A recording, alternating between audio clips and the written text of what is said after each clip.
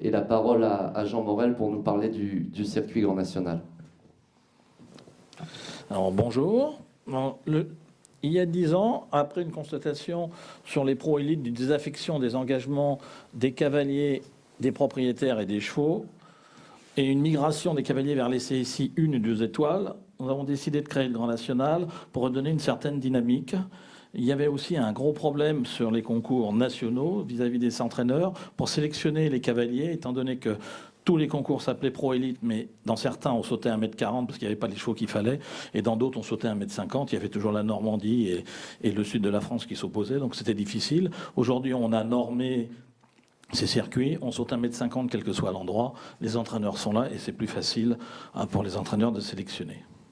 Voilà. Et d'autres atouts, l'atout du national, c'est que les cavaliers peuvent venir avec 3 chevaux par épreuve, donc faire plaisir à 3 propriétaires, qu'il y a plusieurs épreuves dans la journée, qu'économiquement parlant, ils arrivent à remplir leur camion. On a élargi les programmes aussi aux jeunes cavaliers qu'on a intégrés dans les équipes afin de économiquement rendre plus facile les week-ends aux cavaliers. La mise en place d'un programme sportif identique sur chaque étape, il n'y a pas de surprise. Les cavaliers peuvent faire de vrais projets avec leurs cavaliers et leurs propriétaires. Et la présence des entraîneurs motive aussi la participation des engagements. Excuse-moi. Je n'avais pas noté que voilà. Alors les attentes et les difficultés. Ce qui est difficile avec les organisateurs, c'est de normer toutes les épreuves pareilles, que chacun avait jusqu'à maintenant des épreuves spécifiques à sa région. Et ça, c'est difficile, mais il faut le normer pour qu'il n'y ait pas de surprise. Il faut aussi que les organisateurs mettent la qualité autour des concours. Le Grand National, ça a mis plusieurs années à se faire. On a au début des gens qui ont progressé. Il faut aussi savoir que si vous créez des circuits de temps en temps, il faut supprimer des dates parce qu'elles ne correspondent plus à l'évolution du circuit, ce qui n'est pas toujours facile parce qu'on se connaît tous et c'est toujours pris comme une sanction. Il faut faire... Ça te fait rire. Voilà, il faut faire très attention. Le terrain, les chefs de piste, c'est pareil.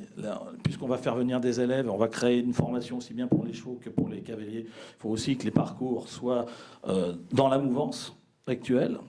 Nous, par exemple, sur le Grand National, on a mis les rivières, on a mis les bidets, on a des chefs de piste qui savent très bien ce qui se passe dans les internationaux, et c'est aussi pour ça qu'on peut préparer les chevaux et que les entraîneurs viennent, mais aussi bien dans l'amateur Gold Tour ou dans le circuit PAD qui sont à des hauteurs différentes. C'est toujours le même type d'épreuve, c'est normé, on fait attention au parc d'obstacles, on fait attention à tout ça. Parallèlement à ça, il y a le parking, c'est pas toujours évident pour les camions, le parking aussi pour les propriétaires, et ce qui est important aussi, c'est l'accueil. Nous, régulièrement au début, on avait un accueil où les présidents de jury, quand les cavaliers leur posaient des questions, ils n'avaient pas la réponse. Donc si vous montez un circuit, il faut que le président du jury le connaisse, que l'organisateur le connaisse, parce qu'ils ont plein de questions à poser sur les challenges, comment ça marche, les prix, etc., etc. Et pour choisir les étapes, la première fois, il faut se regrouper et choisir ensemble les meilleures étapes et pas en faire beaucoup parce que c'est déjà normer 3-4 étapes, c'est pas facile. Et progressivement, faire appel à d'autres et grossir progressivement.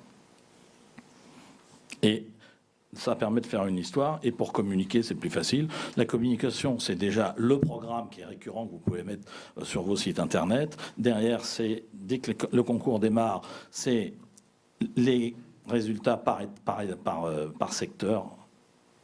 Pas par secteur, par niveau, excusez-moi, par niveau, et les gens vont commencer à venir et après ils vont commencer à se fidéliser et puis surtout penser à faire une remise de prix à la fin du circuit pour valoriser tout le circuit.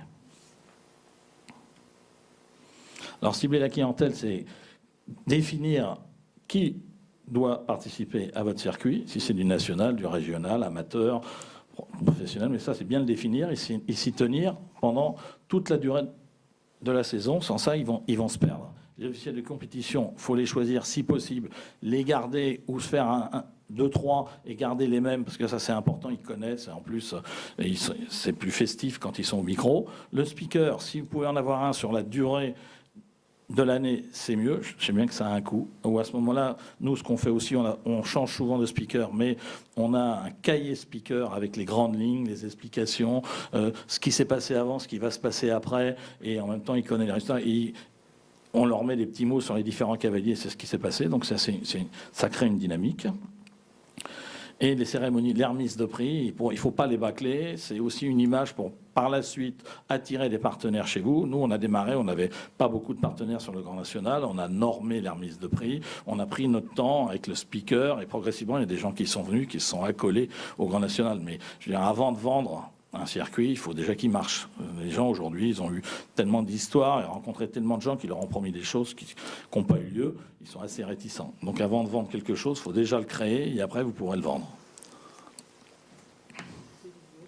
Identité visuelle, ben si, c'est lui donner un nom. Ça, c'est encore assez facile. Un logo.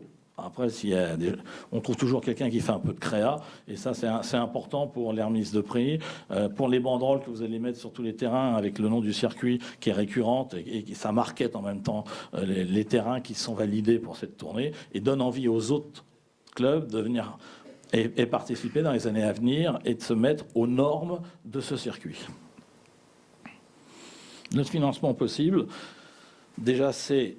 Sur le circuit, c'est le nombre d'engagés, puisqu'on s'est aperçu sur le Grand National, ça fait 10 ans, et là, au bout de 10 ans, on a encore plus d'engagés, donc c'est que le circuit plaît, ça fidélise les engagés, donc c'est déjà des recettes pour le club.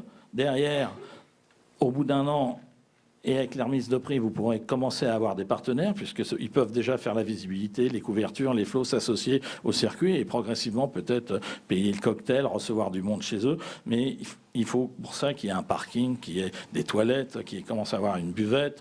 Enfin, ça, c'est important.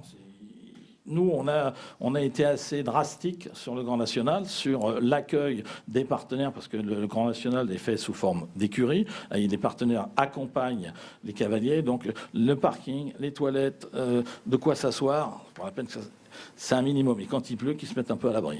Voilà. Et les horaires, on commence pas à 7h du matin, on finit pas à 10h du soir. Nous, il y a 3 épreuves qui sont normées chaque jour aux couleurs du Grand National, avec des horaires, entre guillemets, imposés. Je veux dire, le Grand Prix, il peut commencer entre 12h30 et maximum 15h, pour qu'il se finisse à 6h du soir, pour que les gens y rentrent. Comme il y a des jeunes, c'est important. Et plus ils sont jeunes, plus il faut finir tôt, le dimanche. Et le matin, on ne commence pas avant 8h au plus tôt, parce qu'après, ça devient ingérable et les gens ne sont pas contents. Voilà.